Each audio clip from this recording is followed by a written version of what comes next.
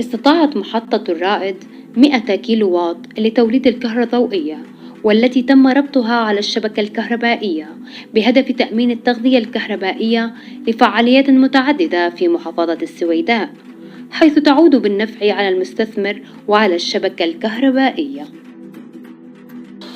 رائد بوعاصي، مغترب بالمملكة العربية السعودية، مقيم من فترة طويلة، الأساس قرية قراصة سكان مدينة السويداء. نحن فكرنا بالاستثمارات بالطاقات البديلة من المشاريع الربحية الاقتصادية الداعمة للاقتصاد البلد، وخصوصا بهذه المرحلة، فكانت يعني مشاريع مربحة وجيدة وداعمة للاقتصاد الوطني. شريك كمان السيد غسان العربية مستثمر معي بهذه المحطة بهذه المنظومة.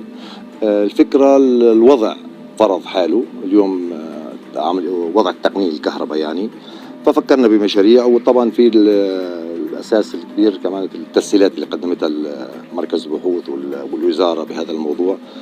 المحطة هي محطة 100 كيلووات، تقوم بإنتاج يوميا 500 كيلووات ساعي. على مدار الشهر أنا بنتج حوالي 15 ميجا وات ساعي. هاي المحطة خاضعة لقانون الكهرباء رقم 32 الصادر لعام 2010، وبالتعديلات اللي قام بها السيد الرئيس على القانون اللي هو رقم 41 لعام 2022.